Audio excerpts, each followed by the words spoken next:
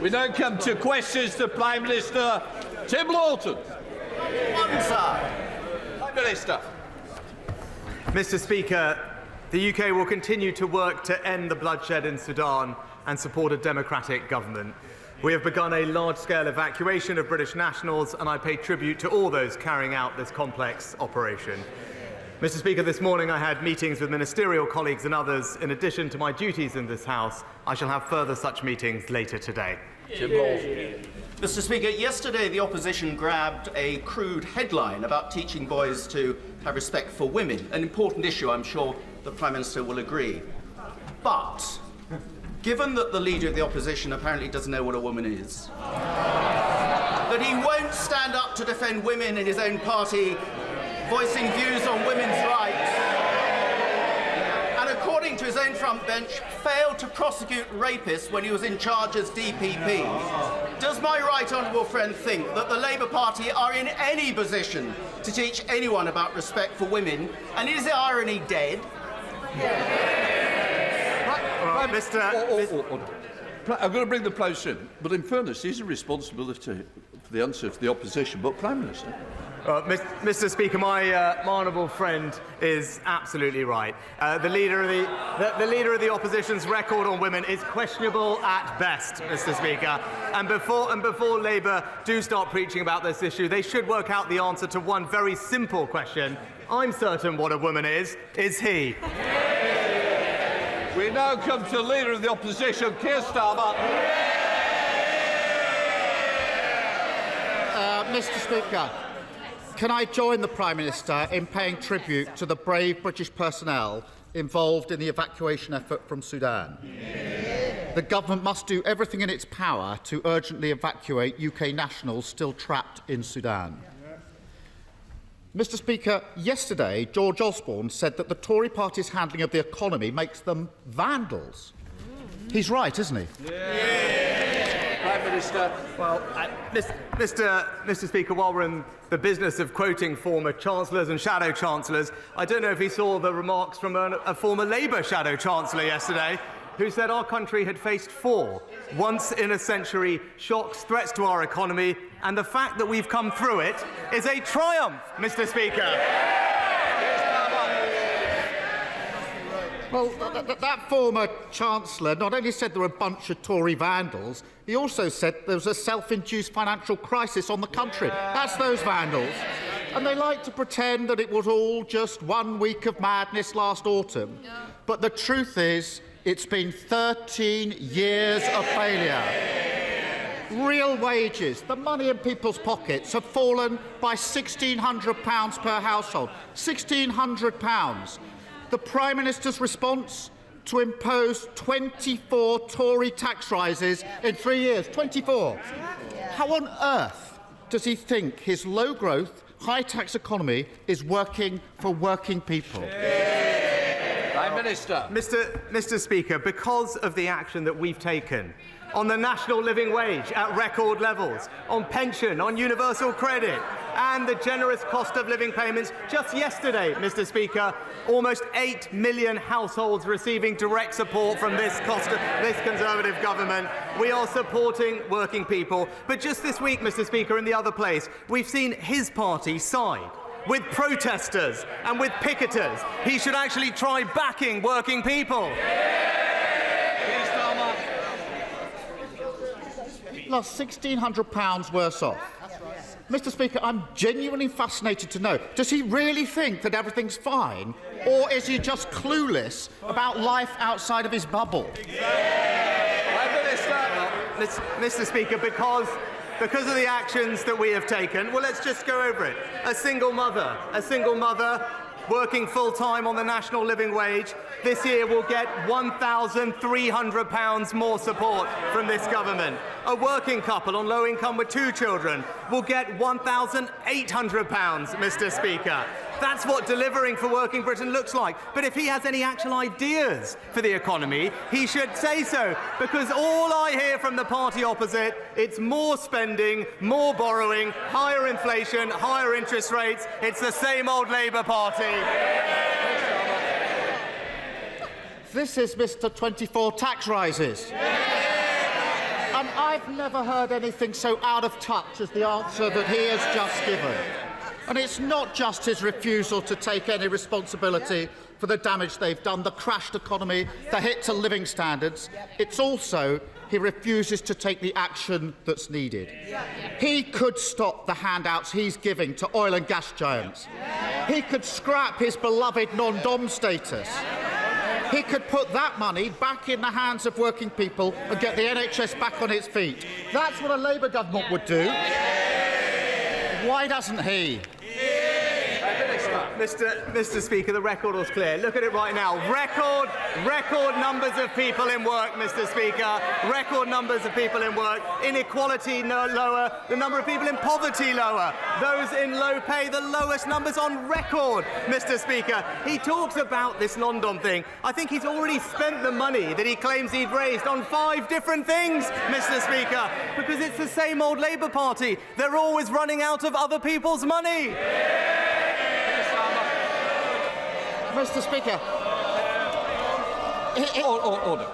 We had enough last week. I'm certainly not having this continuous noise. So just be aware that somebody will be going for that cup of tea today. Prime Minister. Mr. Speaker, he calls it this non-dom thing. Let's be honest about what his refusal to scrap the non-dom status means. It means that at every possible opportunity he has voted to put taxes up on working people, while at the same time taking every possible opportunity to protect a tax avoidance scheme that helped his own finances. Why is the Prime Minister telling people across the country that their taxes must go up so that his can stay low? Mr. Speaker, the facts are these. The very wealthiest pay more tax and the poorest pay less tax today than under any year of the last Labour government, Mr. Speaker. We've also boosted the national living wage, boosted universal credit and pensioners. But, Mr. Speaker, the rank hypocrisy of it, as we saw last week, when it comes to his own special pension scheme. I said it last week, but I'll say it again. It's literally one law for him and a tax rise for everybody else. Mr. Speaker, here's the difference. I'd scrap his pension giveaway, whether it affected me or not. He refuses to scrap the non-dom status that benefits him and his family. I can see why he's attracted to this non-dom thing. This Prime Minister is so removed from the country that he boasted that he didn't know a single working-class person. So insulated from reality that he proudly told a Tory garden party how he'd moved money from poorer areas and handed it to rich ones. So out of touch that he looks at a petrol pump and a debit card like they've just arrived from Mars. Is it any wonder that he smiles his way through the cost of living crisis while putting other people's taxes up? Is it any wonder he doesn't have a clue how food prices are hammering families across the country? And is it any wonder that under him people are paying more and more and getting less and less? Mr. Speaker, we'll just look at what's happened just in this week, Mr. Speaker, where the Labour Party have put themselves. On Monday, in the other place, they decided to side with extremist protesters. Just yesterday, they sided with polluters, Mr. Speaker.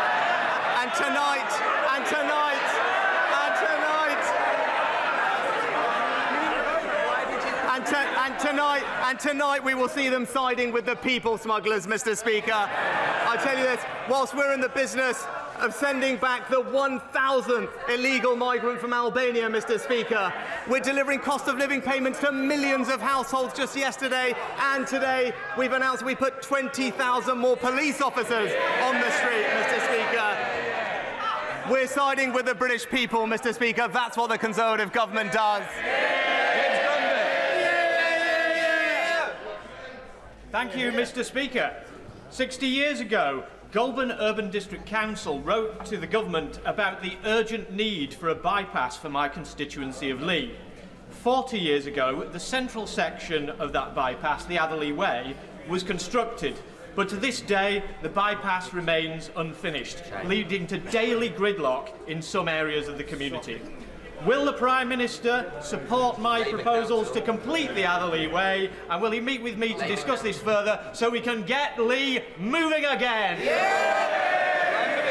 Mr. Speaker, I commend my honourable friends campaigning on this issue, and I know there have been a number of proposals for road improvements in his area. He will know that it's for the local highways authority to develop those plans, but I know a meeting is planned in June to move proposals forward, and I know he will take his energy and enthusiasm for his campaign to that meeting, and I wish him well. We come to SNP spokesperson Stephen Flitton. Leader. Thank you, Mr. Speaker. Can I ask the Prime Minister to outline the safe and legal route available to a child refugee seeking to flee Sudan and come to the United Kingdom? Well, Mr. Speaker, as I outlined earlier, our priority in Sudan, first and foremost, was to evacuate our diplomats and their families, which I'm very pleased we were one of the first countries to be able to do, Mr. Speaker. And since yesterday, we've been conducting a large-scale evacuation of British nationals. We have some of the largest numbers of British nationals on the ground, and rightly, and I'm sure the whole House will agree with me, that it is reasonable, legal and fair to prioritise those most vulnerable families, particularly those with elderly people in them, medical conditions, but also children, Mr. Speaker. That's what we're in the process of doing, and I pay tribute to all those who are making it possible. Leader of the SNP. Mr. Speaker, to be clear, and I think everyone in the House is aware of this, children in Sudan are already dying. Now, whether it's a Tory slogan to stop the boats or a Labour slogan to stop small boats, we need some more humanity in this debate, rather than the race to the bottom which we see here today. So can I ask the Prime Minister, now that he has confirmed that there is no safe and legal route, will he therefore confirm that it would be his government's intention to detain and deport a child refugee who flees Sudan and comes to the United Kingdom? Mr. Speaker, in fact, because of the efforts of our aid teams, we've invested almost £250 million in humanitarian support in Sudan over the past 5 years. And Mr. Speaker, the honourable gentleman does it always, but actually this country has a proud record of compassionately supporting those who need our assistance. Just over the last few years, we have welcomed almost 500,000 vulnerable people to our country, including many children, and it's that compassion that we want to make sure we continue, Mr. Speaker, which is why it's precisely right that we make sure that our system is not exploited by those coming here illegally, and that's what our bill will deliver. Dr. Luke Evans. Mr. Speaker, the Lib Dem-run Hinckley and Bosworth Borough Council don't have an up-to-date local plan. So that every day that goes past, we have speculative housing applications that put pressure on the infrastructure like GP surgery, schools and roads. Now, locally, the Lib Dems say it's the 300,000 housing target the government has, yet the Lib Dems have a target of 380,000 houses now. So will the Prime Minister change the law to ensure that communities like Burbage, Barwell, Markfield and Market Bosworth get the infrastructure and protection they need for the houses that we need? Prime Minister. Well, Mr. Speaker, my honourable friend is right to point out the hypocrisy of the local Liberal Democrats on this issue. And he's right to highlight this issue locally, because the new infrastructure levy does give local areas the power to deliver the local infrastructure that he supports and wants for his area. But also, he's absolutely right to point out the importance of a local plan, because it is precisely that having a local plan is what gives communities the power to ensure that development in their area is happening in the way that they want it to, and the council is failing in its duty to do that for its communities by not putting forward that local plan. Liz Saville-Roberts. Well, incredibly, any traveller wanting to go by train from North to South Wales has to go via England. Linking Wales north to south would cost £2 billion. Now, the PM talks about running away with other people's money, but his government is depriving Wales to the tune of £6 billion by ruling that north-south England rail links like HS2 somehow benefit Wales. Will he plead guilty to the Great Welsh train robbery? Mr. Speaker, as the honourable lady knows how transport matters are handled in Wales, and what I would say to her is that we do always want to work cooperatively with the Welsh Government to see where we can deliver jointly for people in Wales. We're actually investing record sums in communities up and down Wales through the Levelling Up Fund and the Community Ownership Fund. We're happy to continue those conversations. Many of those are transportation projects, and I think hopefully she'll join me in saying what the people of Wales do not need is the Labour Welsh Government's plan to ban all building of new roads. Harriet Baldwin. Thank you, Mr. Speaker. Will the Prime Minister back our local plans to reopen our much-loved Malvern Hills College? And does he agree that Warwickshire College Group should negotiate the sale in good faith and not resort to using public money to sue our district council? Prime Minister. Well, Mr. Speaker, I thank my honourable friend for raising this issue. I, of course, recognise the valuable work that all colleges do in meeting local skills need, and very much welcome local community groups working together to address gaps in the way that her local area is doing. My understanding is that my honourable friend, the Education Secretary, is in discussion with the college, and I know that my honourable friend will continue making representations to her. Fabian Hamilton.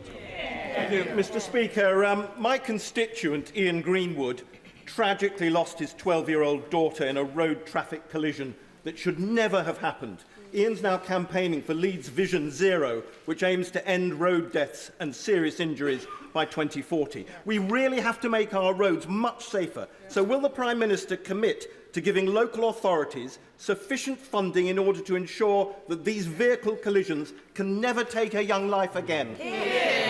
Minister. Well, Mr. Speaker, I'm incredibly sorry to hear about the tragic loss of Ian's daughter. Of course, we should do everything we can to improve road safety. I know actually at the moment that we are doing an enormous amount and the statistics show that it's improving, but we're always happy to look at where we can do more, and I know the Transport Secretary will look into the suggestions raised by the honourable gentleman. Roberts. Mr. Speaker, the village of Northup Hall in my constituency has about 1,000 residents. Last year, Northup Hall Hotel on the edge of the village was bought, and there are now proposals to house 400 single male migrants in the building and in shipping containers stacked around the grounds. The village has one small shop, no transport links, and a health board in complete meltdown. Can the Prime Minister facilitate a meeting for myself and some local residents with the Home Secretary to hear the concerns of the local residents who are worried that the government just isn't listening to them?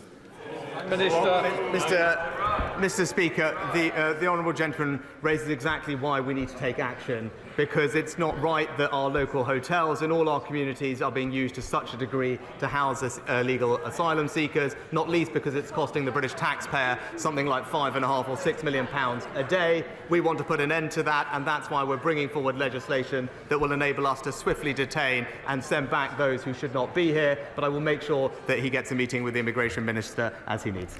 Kerry McCarthy. Trussell Trust figures out today show that their food banks gave out a record number of meals over the past year. It's nearly 3 million meals, 1 million of which went to children. Now, the Prime Minister's fortunate, he's a wealthy man, but all these families want to be able to do is to put food on their table, to be able to feed their own children without having to resort to food banks. Does he think that's too much to ask? Well, Mr. Speaker, as I've said previously, we absolutely do want anyone to have to rely on a food bank, but whilst there are people who do use them, I'm very grateful to all of those who volunteer their time to make sure that they are provided in their local communities. We've put substantial provision in place, not least infant free school meals and broader free school meals, which are helping almost 2 million children, but also last year the investment in the Holiday Activity and Food Programme, which provides not just food but also activities outside of term time, and we'll continue to do everything we can to help those in low pay, which is why we're raising the national living wage to record levels, and I'm pleased to say that those living in poverty today is 2 million lower than when we first came into office. Dr. Caroline Johnson. Thank you, Mr. Speaker. Mr. Speaker, e-cigarettes were introduced as a stop-smoking device, but they're remarkably cheap, brightly coloured vapes with flavours such as unicorn milkshake, bubble gum, and green gummy bear have proved remarkably attractive to children, hooking them on a lifetime of potentially harmful nicotine addiction. Will my honourable friend meet with me to talk about how work across government departments can help to stop our children becoming hooked on vapes? And will he back my 10-minute rule bill to ban disposable vapes? Prime Minister. Can I commend my honourable friend for her work in this area? I absolutely recognise the concern that she raises, both on the environmental impact of disposable vapes, but also their appeal to children. DHSE have announced a call for evidence to look at reducing youth vaping, including vape appearance, flavours and marketing. We've also been clear that all electrical waste should be disposed of properly, and DEFRA are looking actively at what changes in legislation might be needed to ensure that the vaping sector foots the bill for the collection and treatment of their used products. Vicky Foxcroft. Thank you, Mr. Speaker. As we celebrate the lives of Lily Savage and Dame Edna Everidge, Turning Point UK are planning to protest at a drag storytime event in my constituency on Saturday for the third time this year. These events are friendly, inclusive opportunities for children to hear a story and learn about equality. Turning Point UK members, by contrast, seek to intimidate our young people. They share misleading images on social media, implying the events are inappropriate. So will the Prime Minister condemn Turning Point UK's attempts to spread hatred and division in my constituency and across the country? Minister. Well, Mr. Speaker, I'm not aware of the specific allegations the Honourable Lady brings to light, but in general, we should treat everybody with respect and understanding and compassion, Mr. Speaker, and people should be allowed to gather and associate freely within the bounds of the law and ensued. But when it comes to children, as we've said, it's important that the material that children are exposed to in classrooms is sensitive and age appropriate, and that's why we're reviewing the RHSE guidance currently. James Morris. Thank you, Mr. Speaker. This year marks the 400th anniversary of the publication of Shakespeare's first folio, and his plays are not only a central part of our national culture, but many people around the world see them as a beacon of hope in darkest times. I recently met with Professor Natalia Tokrut, the director of the Shakespeare Institute in Ukraine, who told stories of actors, directors and scholars putting on Shakespeare plays in air raid shelters in Ukraine as an act of defiance against Russian aggression and bombs. So would the Prime Minister agree with me that, notwithstanding the sound and fury of domestic politics, that in Shakespeare's works we have a force for freedom in a world often dominated by the brutality and tyranny of oppressive regimes? Can I join my honourable friend in his comments? And coincidentally, one of the first gifts that I gave President Zelensky was an old copy of Henry V. And so I think his comments are well made. And that's why we're training and arming the Ukrainian forces with the equipment they need to push back Russian forces. And we know, and I know the whole House will join me in saying, that the people of Ukraine's incredible strength and inspiring bravery will ultimately defeat tyranny. Thank you, Mr. Speaker. This month marks 23 years since the passing of the late, great Bernie Grant, a former member of this House and the founder of the UK reparations movement in the UK. In his last Prime Minister's questions before his death, he asked for an apology to the people of African descent, living and dead, for our country's role in slavery and colonialism. But since then, Prime Ministers and heads of state have only ever expressed sorrow or deep regret. These are not sentiments that are befitting one of the greatest atrocities in human history. And there's been no acknowledgement of the wealth that has been amassed, or the fact that our country took out the largest loan it ever has to pay off the slave owners and not the enslaved. So I want to ask the Prime Minister today if he will do what Bernie Grant asked all those years ago, what I have asked and what countless others have asked since, and offer a full and meaningful apology for our country's role in slavery and colonialism, and commit to reparatory justice. No, Mr. Speaker. What I think our focus should now be on doing is, of course, understanding our history in all its parts, not running away from it, but right now making sure that we have a society which is inclusive and tolerant of people from all backgrounds. That's something that we on this House, our side of the House, are committed to doing and will continue to deliver, but trying to unpick our history is not the right way forward, and it's not something that we will focus our energies on. Thank you, Mr Speaker. Mr Speaker, the Prime Minister will recall his visit to Rugby to see our great work in delivering new homes and the new community of Holton, where 1,000 of 6,000 homes are now occupied. But regrettably, urgent care services at our local hospital of St Cross are not keeping pace with this growth, and as a consequence, 80,000 of my constituents now live more than 15 minutes drive from a major A&E unit. May I therefore invite the Prime Minister to return to Rugby to see for himself the need to upgrade our emergency care provision. Prime Minister. Well, Mr Speaker, it's absolutely vital that people can access the NHS services they need, particularly emergency care, and that's why we're investing an extra £1 billion, a dedicated funding to support urgent emergency care services. My honourable friend will know that the specific provision is a matter for local NHS commissioners and providers, because plans for those things need to be developed locally and take into account the expanding needs of local populations. And I know that my honourable friend will continue to engage with his local NHS trust to ensure the views of his constituents and communities are well known and adequately provided for. Angela Crowell. Thank you, Mr Speaker. Prime Minister, every day I meet with constituents struggling to make ends meet, food banks barely managing to meet the demands, households and businesses up and down this country struggling to meet their energy bills. Yet the Bank of England has already announced that it is likely to increase interest rates once again, which will affect the poorest most and hike up mortgage rates once again. Does the Prime Minister, after 13 years of Conservatives government, agree with the Bank of England's chief economist that the poorest should just accept being poorer? Mr Speaker, we're doing an enormous amount to support those who most need our help with the cost of living and some of the pressures, particularly on energy bills, that they face. That's why we made a decision to tax the windfall profits of energy companies and use that money to help pay around half of a typical family's energy bill. That is support worth £1,500. It applies across the United Kingdom. And on top of that, there are direct payments going to the most vulnerable families in our society. Just yesterday, the first of those payments was put out, £300, the first of 3 payments, and that went to 1 in 3 households, Mr Speaker, including many in Scotland, and that is our Conservative government delivering for the people of Scotland and making sure they have the help they need to manage some of the pressures that they're facing. Sir Robert Goodwin. In Yorkshire, we say you should judge a person by the company that they keep. So what would be the Prime Minister's view of an individual who can not only bear to spend more than 10 minutes in the presence of Vladimir Putin, but refers to him as a dear friend? Prime Minister.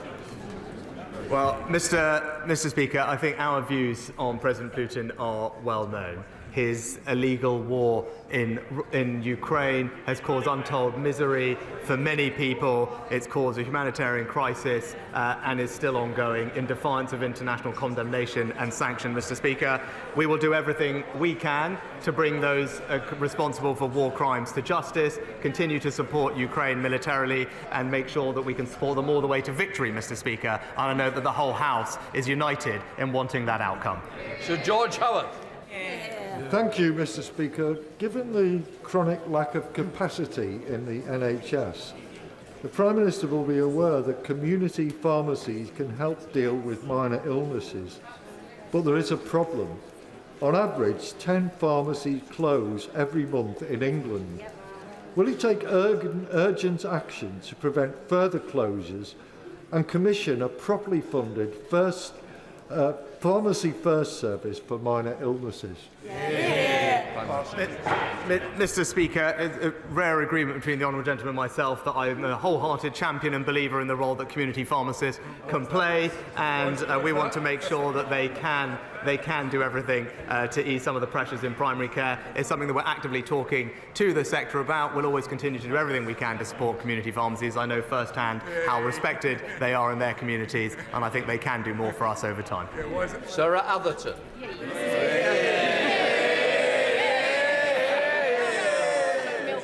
Okay, Mr Speaker, after a 15-year break, Wrexham Association Football Club is back in the English football.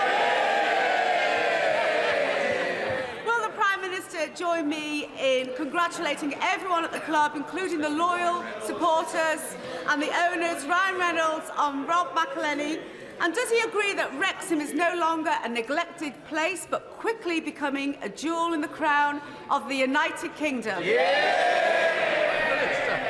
Well, Mr. Speaker, can I join my honourable friend in congratulating everyone at Wrexham, from the owners to the players to supporters and everyone in the community. It's been an incredible ride. We've all enjoyed watching them, and we wish them every future success, Mr. Speaker. And I join with her in saying they are indeed a jewel in the crown, and she deserves enormous credit for championing them in this place.